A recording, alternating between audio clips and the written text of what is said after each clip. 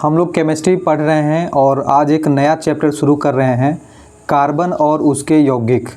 ठीक है, तो देखिए कार्बन और उसके यौगिक, जिस यौगिक में कार्बन उपस्थित हो उसको हम क्या कहते हैं? कार्बनिक यौगिक। जिस यौगिक में कार्बन उपस्थित हो उसे हम कार्बनिक यौगिक कहेंगे। ठीक है, कार्बन उपस्थित अगर नहीं है उसमें तो वो कार्बनिक यौगिक बोलेंगे। ठीक है, कार्बन का संकेत C होता है, तो जिसमें C दिखेगा वो यानी कार्बन रहेगा तो कार्बनिक यौगिक हो जाएगा, और जिसमें C यानी कार्बन नहीं रहे तो वो कार्बनिक यौगिक। जैसे देखिए एग्जांपल CCl4, CCl4, हाँ, तो ये कार्बन टेट्राक्लोराइड है, इसमें C यानी कार्बन है तो ये कार्बनिक यौगिक है। और वहीं बात करें NaCl, ठीक है, NaCl, C समझ के कार्बन नहीं समझ लीजिएगा, Cl है यानी ये क्लोरीन है, तो NaCl जो है ये कौन सा है? वो कार्बनिक यौगिक है। ठीक है, NaCl में कार्बन नहीं है तो वो कार्बनिक यौगिक है। उसी तरह NH2CO2 NH2, इसमें कार्बन दिख रहा है C यानी ये कार्बनिक यौगिक। NH3 क्या है? ओ कार्बनिक यौगिक। तो कार्बनिक और कार्बनिक में पहचान कर लीजिएगा। अब देखिए, तो कार्बनिक और उसके यौगिक पढ़ रहे हैं, तो सबसे पहले इसमें जानिए कार्बन क्या होता है, कार्बन के बारे में डिटेल पढ़िए। तो कार्बन का संकेत जो होता है C होता है, और कार्बन धातु है या अधातु है? तो कार्बन अधातु है। कार्बन क्या है? परमाणु संख्या कितना होता है कार्बन का? 6 होता है, परमाणु संख्या 6। इलेक्ट्रॉनिक विन्यास की बात करें तो इसका 2 4 होगा। क्या होगा?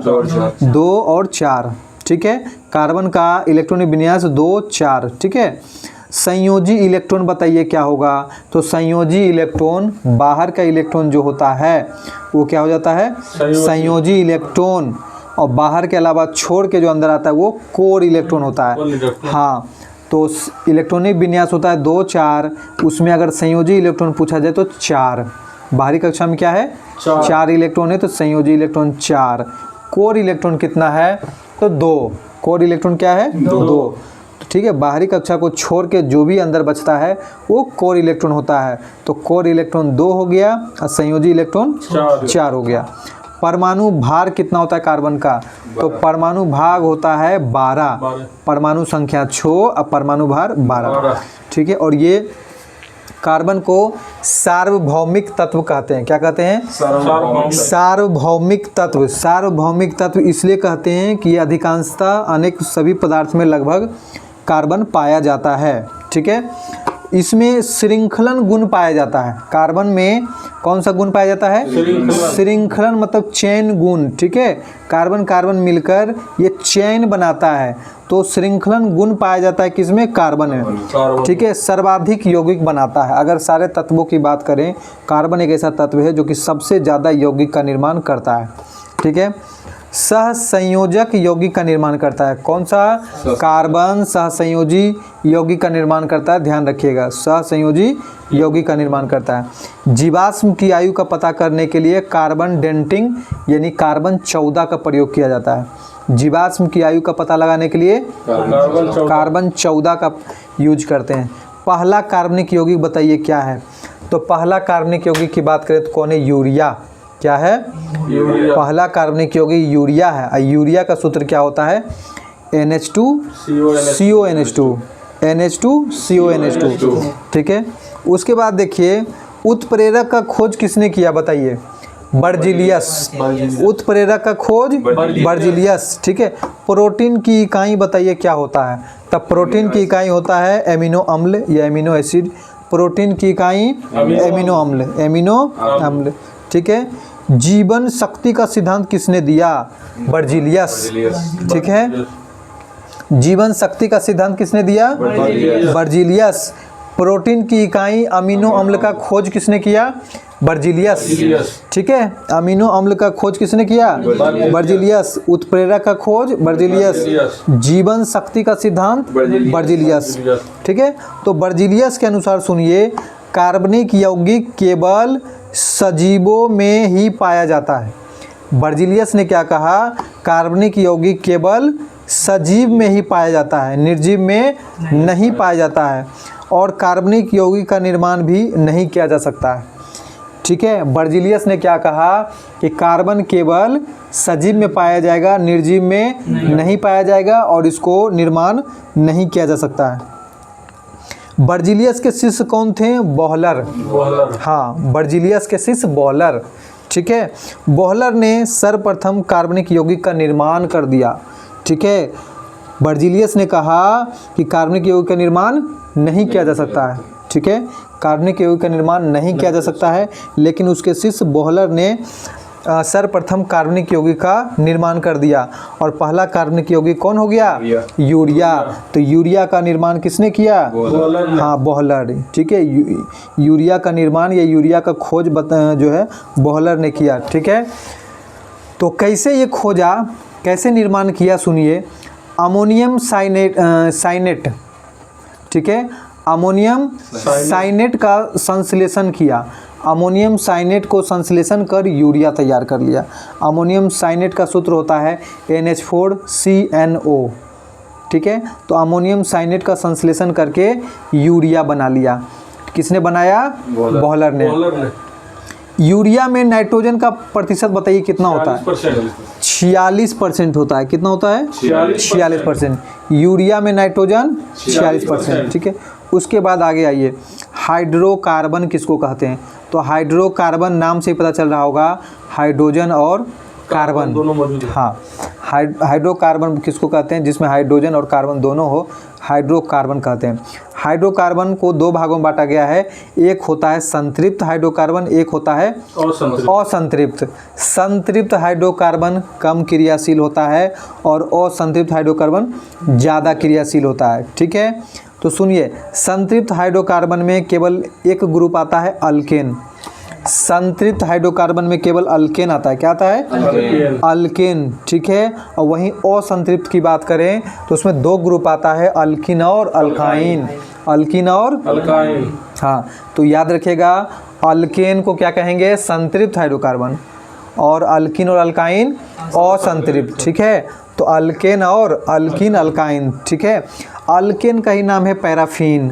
अल्केन को ही पैराफीन बोलते हैं। अल्केन को पैराफीन, और वहीं अल्किन को ओलिफिन। अल्किन को ओलिफिन, अल्काइन को एसिटिलीन। अल्काइन को एसिटिलीन। तो याद रखिएगा, अल्केन को क्या बोलते हैं? पैराफीन। अल्किन को ओलिफिन। एक अल्केन है, एक अल्कीन है, और एक अल्काइन है। तो अल्केन क्या है? पैराफीन।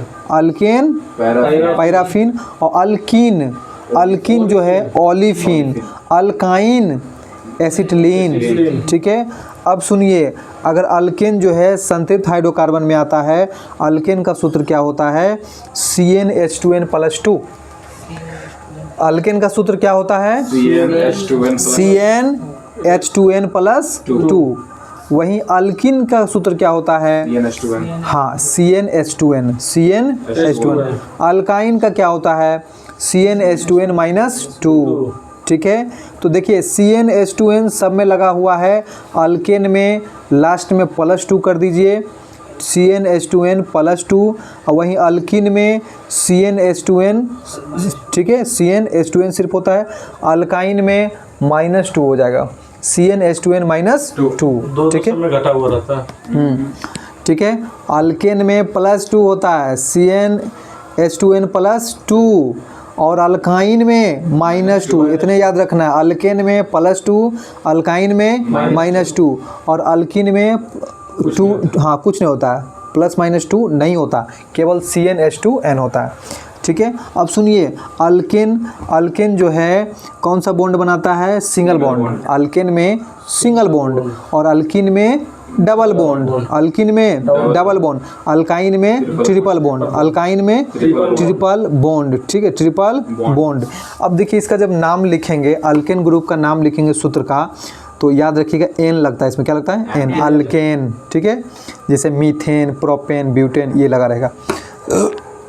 अल्किन की बात करें, अल्किन फार्मूला का जब नाम लिखेंगे तो उसमें अल्किन किन सब में लगा रहेगा, ठीक है। जैसे एथीन, प्रोपीन, ब्यूटीन, ठीक है, पेंटीन, ये लगा रहेगा। अल्काइन ग्रुप का अगर हम लिखेंगे, अल्काइन इसी के नाम से आइन आइन सब में लगा रहेगा, ethyne, propyne, butyne, pentyne, hexyne, तो ये पकड़ में आ जाएगा। अब देखिए ये तीनों से सूत्र हम बनाते हैं। कैसे सूत्र बनता है? सबसे पहले कार्बन से कार्बन गिनकर उसका नाम रखा जाता है, ठीक है। अगर एक कार्बन उपस्थित है तो बोलेंगे मिथ, एक कार्बन है तो दो कार्बन है तो एथ, दो कार्बन है तो एथ, तीन कार्बन है तो प्रोप, तीन कार्बन वाला को प्रोप, चार कार्बन को ब्यूट, पांच कार्बन को पेंट, पांच को पेंट, छह कार्बन को हेक्स, छह कार्बन को हेक्स, सात कार्बन को हेप्ट, सात कार्बन को आठ कार्बन को ऑक्ट, आठ कार्बन को ऑक्ट, और नौ कार्बन को नॉन, नौ कार्बन को नॉन, और 10 कार्बन को डेक, 10 कार्बन को डेक, ठीक है। अब देखिए इसमें नाम जोड़ जोड़ के हम बनाएंगे कि अल्केन होगा कि अल्किन होगा कि अल्काइन होगा। अब जैसे हम सूत्र बनाते हैं अल्केन का, जैसे अल्केन का फॉर्मूला होता है CnH2n+2, ठीक है। जहाँ n है वहाँ पे 1 रखिएगा तो क्या निकल जाएगा, C1H4। पहला सूत्र जो आपका, अगर n का मान 1 लेते हैं तो CH4 बनता है। क्या बनता है? CH4। ये क्या हो गया आपका? अल्केन। क्या हो गया? अल्केन हो गया, ठीक है। अगर n का मान हम 2 लेते हैं, n का मान 2 तो CnH2n+2 में 2 रखिए n के जगह, क्या बन जाएगा? C2H6, C2H6, ठीक है। और वही अगर 3 रखेंगे, 3 रख दीजिए CnH2n+2 में तो क्या हो जाएगा? C3H8 हो जाएगा। तो एक देखिए आपको पैटर्न समझ में आ रहा होगा, C2H6 बोल रहे हैं, C3H8 बोल रहे हैं, दुगना से 2 ज़्यादा होगा, ठीक है। हाइड्रोजन जो होगा कार्बन से यदि दुगना से 2 ज़्यादा है तो आप समझ जाइएगा कि कौन सा फॉर्मूला है?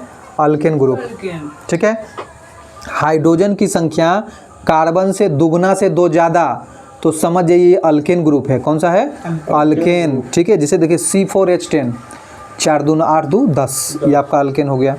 C5H12, C5H12 किस ग्रुप का है? तो 5 दूना 10 2 12, दुगना से 2 ज़्यादा हो गया, अल्केन ग्रुप का है, ठीक है। अब हम बोल दिए C9H20, तो ये कौन सा ग्रुप का है? 9 दूना 18 2 20, तो ये आपका अल्केन ग्रुप का। अब सबका नाम आप कैसे कैसे बोलिएगा, तो कार्बन के अनुसार बोलिएगा। सूरज बोलते हैं CH4, तो CH4 जो है ये किस ग्रुप का है पहले ये आपको पता होना चाहिए, तो अल्केन ग्रुप का। CH4 1 का दुगना कीजिए 2 और 2 जोड़िए 4, यानी ये एक कार्बन को मिथ बोलेंगे, N लगा दीजिए, मीथेन हो जाएगा, ठीक है। ये अल्केन ग्रुप मीथेन। C2H6 का नाम बताइए, तो सबसे पहले ग्रुप पहचान लीजिए। C2H6 अल्केन ग्रुप का है तो क्या हो जाएगा? इथेन। 2 कार्बन है, इथेन बोल दीजिए।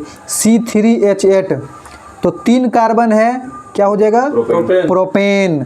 C4H10 ब्यूटेन हो जाएगा, ठीक है। C5H12 pentane.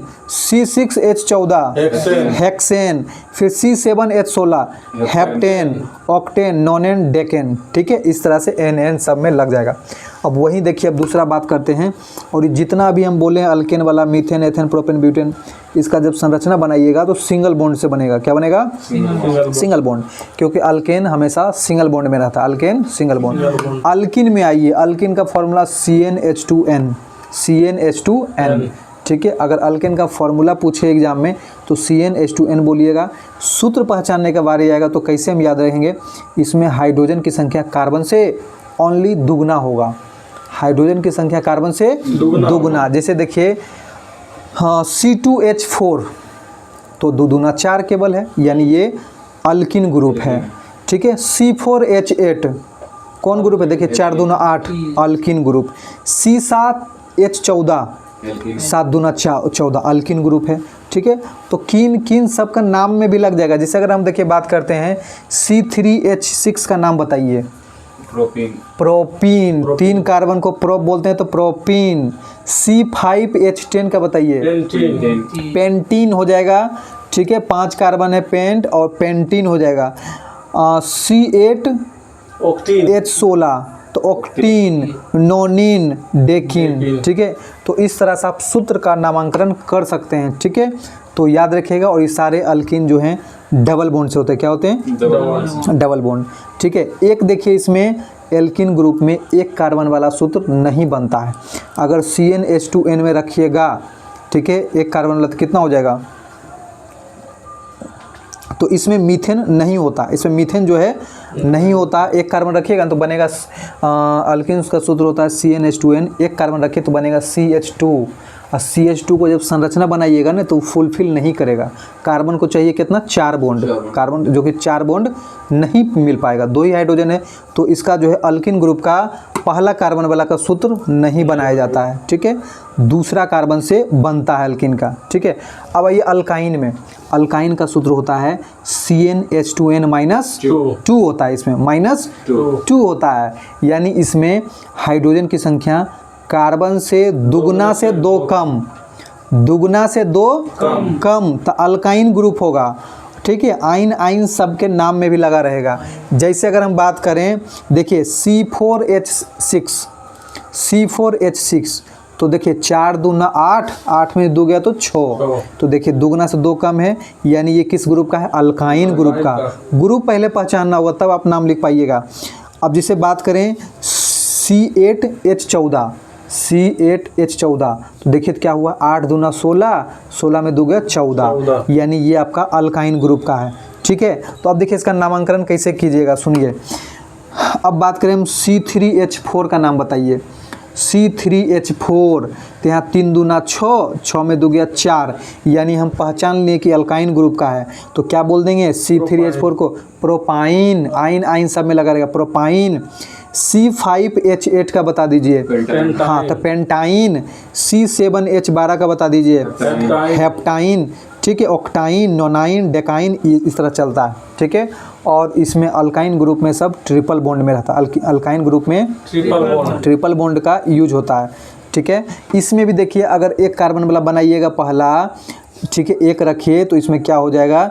CH0 हो जाएगा, मतलब हाइड्रोजन क्या हो जाएगा? 0, हाइड्रोजन ही इसमें एक भी नहीं रहेगा। तो इसमें भी पहला कार्बन का सूत्र नहीं बनता है। अल्किन और अल्काइन का पहला सूत्र पहला कार्बन वाला नहीं बनता है, बाकी अल्किन में बनता है। अब देखिए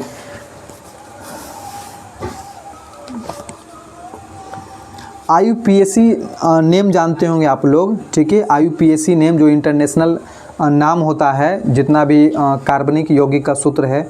तो अगर जैसे हम बात करें C4H10, तो इसका नाम बता दीजिए। हाँ, तो 4 दूना 8, 2 10, ठीक है, यानी अल्किन ग्रुप का, यानी ब्यूटेन बोल देंगे। क्या बोल देंगे? ब्यूटेन। क्या बोल देंगे? ब्यूटेन। ठीक है, C4H8, बताइए इसका नाम। ब्यूटीन। क्या हो जाएगा इसका? ब्यूटीन। ठीक है, और सुनिए, इसको अगर फैला के लिखा जाए, ठीक है, बॉन्ड के रूप में सजा के लिखा जाए, जैसे देखिए C4H10 है, कार्बन को फैला दिए, ऊपर नीचे बाएं दाएं हाइड्रोजन को, मतलब बॉन्ड के अनुसार सबको तोड़ के लिख दिए। इसको क्या बोलते हैं? संरचना सूत्र बोलते हैं। क्या बोलते हैं? संरचना सूत्र। ठीक है, संरचना सूत्र। लेकिन पूरी तरह से केवल कार्बन को फैलाया जाए, हाइड्रोजन को नहीं फैलाया जाए, तो उसको बोलते हैं संघनित सूत्र। जैसे C4H10 को हम कैसे लिखते हैं? CH3 CH2 CH2 CH3। ठीक है, मतलब बीच बीच में बॉन्ड दिए लेकिन हाइड्रोजन को नहीं फैलाएं, तो ये हमारा क्या कहलाता है? संघनित सूत्र। लेकिन सभी को फैला दिया जाए, कार्बन को, हाइड्रोजन को, सबको बॉन्ड के रूप में सुरिया दिया जाए, तब इसको हम बोलेंगे संरचना सूत्र बोलेंगे। ठीक है, अब देखिए क्रियाशील समूह पूछता है। ठीक है, क्रियाशील समूह कौन कौन सा है? नाम याद रखिएगा। ठीक है, देखिए पहचान सुनिए। अल्कोहल का बताइए क्रियाशील समूह क्या होता है? तो अल्कोहल का OH होता है, जहाँ OH दिख जाए मतलब अल्कोहल। ठीक है, कि अल्कोहल का OH। एल्डिहाइड का बताइए संकेत क्या होता है? CHO। एल्डिहाइड का CHO। कार्बोक्जिलिक अम्ल का बताइए? COOH। कार्बोक्जिलिक अम्ल का COOH। कीटोन का बताइए? CO। कीटोन का CO। एमीन का बताइए? NH2। एमीन का NH2। एमीन का एस्टर का बताइए? तो एस्टर होता है COOR। एस्टर क्या होता है? COOR। ठीक है, ईथर का क्या होता है? केवल O। ईथर का क्या होता है? O। हाँ, ईथर का होता है O, ईथर का O। अब सुनिए, ये तो आप संकेत पहचान गए कि OH को अल्कोहल बोलेंगे, CHO रहेगा तो एल्डिहाइड, COOH रहेगा तो कार्बोक्सिलिक अम्ल। अब इसी के अनुसार जो है इसका नामांकन होता है कि अगर अल्कोहल ग्रुप है तो नाम में क्या लगाइएगा? ओल। क्या लगेगा? ओल। ठीक है, नाम के पीछे ओल लग जाएगा। क्या लग जाएगा? ओल। अगर एल्डिहाइड ग्रुप है तो अल लग जाएगा। क्या लग जाएगा? एल्डिहाइड का अल, एल्डिहाइड का अल। जोड़ते टाइम अगर लास्ट में जोड़िएगा तो ओ तो ऐसे ही लुप्त हो जाएगा। अल का मतलब केवल लो जुटेगा उसमें। उसी तरह ओल, अगर अल्कोहल में ओल जोड़िएगा तो ओ तो लुप्त हो जाएगा, केवल आकर और लो जुटेगा, बीच में ओ नहीं रहता। ठीक है, कार्बोक्सिलिक अम्ल अगर जोड़ रहे हैं तो कार्बोक्सिलिक अम्ल का नाम याद रखिएगा ओइक। ठीक है, कार्बोक्सिलिक अम्ल में क्या जोड़ेंगे? ओइक। कीटोन में ओन जोड़ेंगे, कीटोन में ओन। अगर एमीन ग्रुप है तो एमीन, एमीन ग्रुप है तो एस्टर में एस्टर ही नाम जोड़ेंगे। और ईथर ग्रुप है तो ऑक्सी, ईथर रहेगा तो ऑक्सी, ईथर रहेगा तो ऑक्सी। ठीक है, ईथर रहेगा तो ऑक्सी। अब सुनिए, अल्काइल को समूह का शाखा कहा जाता है। ठीक है, अल्काइल को समूह का शाखा कहा जाता है। एल्काइल को समूह का शाखा। अच्छा, एल्काइल किसको कहते हैं? अभी हम लोग 3 ग्रुप सुने हैं, alkane, alkene, alkyl. Alkane, alkyne, alkyne. लेकिन ये चौथा ग्रुप आ गया, क्या आ गया? अल्काइल। अल्काइल। ठीक है, अल्काइल जो होता है, अल्काइल जो होता है CnH2n+1, CnH2n+1। कहने का मतलब अल्केन में क्या कीजिए? एक हाइड्रोजन को हटा दीजिए। अल्केन में एक हाइड्रोजन हटा देने से अल्काइल बन जाता है। ठीक है, जैसे CH4 का नाम क्या होता है? मीथेन। CH4 का नाम मीथेन।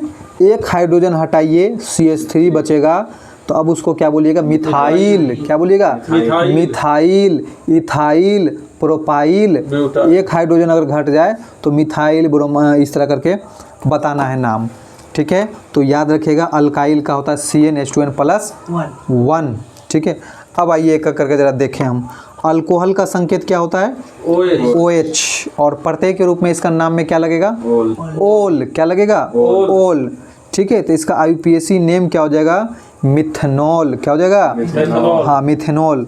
ठीक है, अगर हम बात करें CH3OH का नाम बताइए तो CH3OH, तो CH3OH का नाम क्या हो जाएगा? तो एक कार्बन देख लिए, अब मिथ लगाना है। OH दिख गया तो ओल लगाना है, मतलब मिथेनॉल बोलेंगे। क्या बोलेंगे? मिथेनॉल। ठीक है, क्या बोलेंगे? मिथेनॉल। या फिर इसी को बोलते हैं मिथाइल अल्कोहल। क्या बोलेंगे? मिथाइल। 2 नाम होता है, एक IUPAC नेम, एक साधारण नाम। तो मिथेनॉल बोल लीजिए या फिर मिथाइल अल्कोहल बोल लीजिए। ठीक है, तो CH3OH। ठीक है, और CH3 और बॉन्ड देके OH को अगर हटा दीजिए, दूर करके लिखिएगा, तो इसको बोलिएगा संघनित सूत्र। संघनित सूत्र। मिथेनॉल याद रखिएगा, यह जहरीला शराब है। मिथेनॉल क्या है? जहरीला शराब है। इसको क्या बोलते हैं? Would spirit. मिथेनॉल को क्या बोलते हैं? Would spirit. ठीक है, पीने के बाद जो है अंधापन, पागलपन और यहाँ तक मृत्यु भी हो जाता है। ठीक है, क्या हो जाता है? मृत्यु भी। वहीं इथेनॉल की बात करें, ethanol, ethanol IUPAC name ethanol होता है, जिसका सूत्र क्या होता है? इथेनॉल का C2H5OH, C2H5OH। ठीक है, ये क्या है? इथेनॉल। क्या है? इथेनॉल। या फिर इसको बोलिएगा इथाइल अल्कोहल, साधारण नाम इथाइल अल्कोहल। ठीक है, इथेनॉल जो होता है पेय योग्य शराब है। इथेनॉल भी क्या है? पेय योग्य, पीने योग्य शराब, पीने योग्य शराब। अब मिथेनॉल क्या है? वो जहरीला शराब। मिथेनॉल जहरीला शराब, इथेनॉल पीने योग्य शराब। ठीक है, इथेनॉल का प्रभाव सुनिए क्या क्या होता है। इथेनॉल का प्रभाव क्या क्या होता है? तो इसका प्रभाव जो है, एक तो नशा लगेगा, बेहोशी होगा, आलसपन या सुस्ती, सेरिब्लम और नियंत्रित हो जाता है, और लीवर तक खराब होता है। किससे? इथेनॉल से। ठीक है, अब मिथेनॉल तो पूरी तरह से हानिकारक ही है, जहरीला है, उसमें इंसान डायरेक्ट मर जाएगा। अल्कोहल का उपयोग देखिए, अल्कोहल का उपयोग बढ़िया जगह भी किया जाता है, मतलब दवाई बनाने में भी किया जाता है। सिरप, टॉनिक या टिंचर आयोडीन बनाने में, ये सब में किसका प्रयोग करते हैं? अल्कोहल का प्रयोग होता है। ठीक है, अब सुनिए इथेनॉल।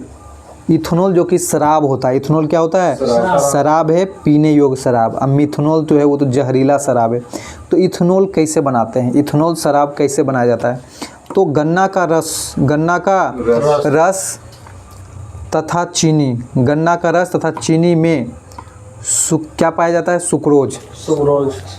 गन्ना और चीनी में क्या पाया जाता है? सुक्रोज पाया जाता है। ठीक है, क्या पाया जाता है? सुक्रोज। सुक्रोज जो है, सुक्रोज इन्वर्टेज उत्प्रेरक की उपस्थिति में इसको क्या बना दिया जाता है? ग्लूकोज।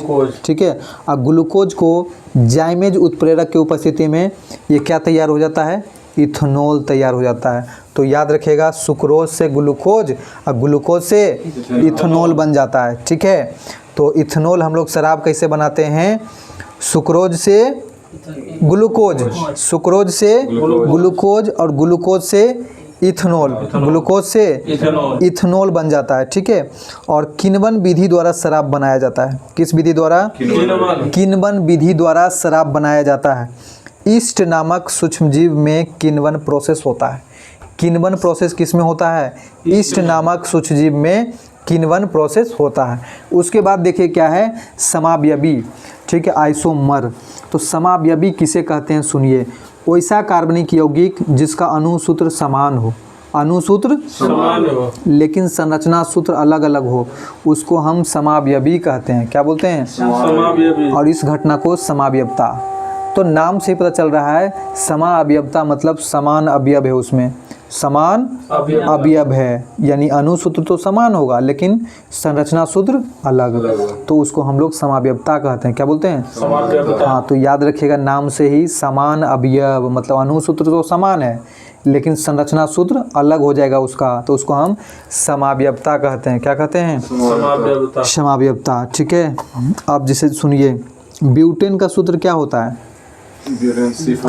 C4H10। ब्यूटेन का सूत्र क्या होगा? C4H10। ठीक है, इसका जब संरचना बनाइएगा, इसका दो तरह से संरचना अगर अलग अलग हम बना देते हैं तब ये इसकी दो समावयवता हो जाएगा। अगर संरचना दो तरह से नहीं बन पाया तब तो ये समावयवता नहीं होगा। ठीक है, C4H10 सूत्र तो एक ही है लेकिन इसको हम क्या किए? दो तरह से संरचना बन जाता है। कार्बन को रखिए और हाइड्रोजन को ऊपर नीचे रखिए। ठीक है, तो दो तरह से संरचना बन जाता है जिसका अगर नाम भी अलग हो जाता है संरचना के आधार पे। एक को बोलते हैं नॉर्मल ब्यूटेन, एक को बोलते हैं आइसोब्यूटेन। तो नॉर्मल ब्यूटेन और आइसोब्यूटेन क्या हो गया? समावयवता हो गया। क्या हो गया? समावयवता। वैसे अगर पेंटेन की बात करें, पेंटेन का सूत्र क्या होता है? पेंटेन का सूत्र होता है C5H12। हाँ, C5H12। ठीक है, C5H12। अब इसी का संरचना बनाया जाए तो तीन तरह का संरचना बनता है। ठीक है, तीन तरह से, और तीनों का अलग अलग नाम है, नॉर्मल पेंटेन, आइसोपेंटेन और नियोपेंटेन। ठीक है, संरचना बस अलग अलग है, सूत्र एक ही है, C5H12। तो संरचना के आधार पे पेंटेन का तीन समावयवता हो गया। कितना हो गया? तीन समावयवता, नॉर्मल पेंटेन, आइसोपेंटेन, नियोपेंटेन। ठीक है, अब आगे आइए, तो समावयवता निकालने का सूत्र क्या है? समावयवता निकालने का सूत्र अगर पूछा जाए कि किस सूत्र का कितना समावयवता है तो आप उसको निकाल सकते हैं समावयवता। ठीक है, तो समावयवता सूत्र कैसे निकलता है? जैसे अगर हम ब्यूटेन की बात करें, ब्यूटेन का कितना समावयवता होता है? तो ब्यूटेन का दो समावयवता, ब्यूटेन का दो समावयवता होता है। इसका सूत्र बता देते हैं, 2 पर पावर n-4 + 1, 2 पर पावर n-4 + 1। ठीक है, अब जैसे देखिए ब्यूटेन का बताते हैं, ब्यूटेन का समावयवता बताइए क्या होगा? तो ब्यूटेन का समावयवता, तो ब्यूटेन में कितना कार्बन? ब्यूटेन में 4 कार्बन, ब्यूटेन में 4 कार्बन। तो n के जगह रखिए 4, तो 2 पर पावर 4 - 4, 2 पे पावर 0 यानी 1 और +1 है, तो 1 कितना हो गया? 2, यानी इसका समावयवता 2 निकल गया। पेंटेन में कितना समावयवता होगा? पेंटेन का तो पेंटेन का समावयवता, पेंटेन में कितना कार्बन? 5 कार्बन। अब फॉर्मूला होता है 2 पर पावर n-4 प्लस 1। तो निकाल लीजिए, कार्बन की संख्या 5 है, यानी 2 पर पावर 5 माइनस 4, 5 माइनस 4, 2 पर पावर 1 बचा। हाँ, तो 2 पर पावर 1 अब प्लस 1 कितना हो गया? 3। कितना हो गया? 3 हो गया। ठीक है, तो इस तरह समावयवता आप निकाल सकते हैं। ठीक है, अब सुनिए समावयवता कितने प्रकार होते हैं? समावयवता के प्रकार, तो समावयवता के प्रकार जो होते हैं, एक श्रृंखला, स्थान और क्रियाशील। श्रृंखला, स्थान और क्रियाशील। ठीक है, समावयवता का प्रकार जो होता है चेन, पोजीशन और फंक्शनल। चेन, पोजीशन और फंक्शनल, श्रृंखला, स्थान और क्रियाशील। ठीक है, तो समावयवता का प्रकार, तो श्रृंखला की हम बात करें तो कार्बन का चेन टूटने पर, कार्बन का चेन टूटने पर जो है हम लोग श्रृंखला प्रकार का समावयवता निकाल लेते हैं। कार्बन का चेन टूटने पर समावयवता बन जाता है। वहीं स्थान की बात करें, पोजीशन से हम लोग समावयवता का प्रकार कैसे निकालते हैं, तो क्रियाशील समूह का स्थान अगर बदल देंगे ना तो समावयवता बदल जाएगा। क्रियाशील समूह का स्थान अगर बदल दें तो समावयवता क्या हो जाएगा? बदल जाएगा, यानी समावयवता का प्रकार निकल जाएगा। सूत्र तो वही रह जाएगा, संरचना अलग अलग आने लगेगा। ठीक है, वहीं क्रियाशीलता समूह देखिए, क्रियाशीलता समूह में परिवर्तन हम लोग क्या क्या करते हैं, तो क्रियाशीलता समूह जान ही रहे हैं क्या क्या है। OH है, क्या है? OH है, CHO है, COOR है। ठीक है, तो ये सब को बदल के भी हम लोग क्या कर सकते हैं, समावयवता का प्रकार निकाल सकते हैं। ठीक है, अब देखिए सभी उदाहरण में क्रियाशील समूह के स्थान बदल रहे हैं, इसलिए यह स्थान समावयवता कहलाता है। तो जिसमें क्रियाशील समूह का स्थान बदल जाए वह भी समावयवता प्रदर्शित करेगा। एक तो चेन, संरचना में जो चेन बनता है कार्बन का, अगर चेन आप उसका संरचना जैसे बनाइए, चेन अगर बदल गया तो क्या हो जाएगा? समावयवता बन जाएगा। और एक क्रियाशील समूह, अगर क्रियाशील समूह को आप बदल दीजिएगा तो वो भी क्या हो जाएगा? समावयवता प्रदर्शित करेगा। ठीक है, तो आज के लिए हम लोग इस क्लास को इतना ही रखते हैं। अगले क्लास में इसमें आगे हम लोग बढ़ाएंगे, इसमें और अभी बचा हुआ है, एक क्लास में ये समाप्त हो जाएगा। तो ठीक है, आज भर के लिए इतना ही रखते हैं।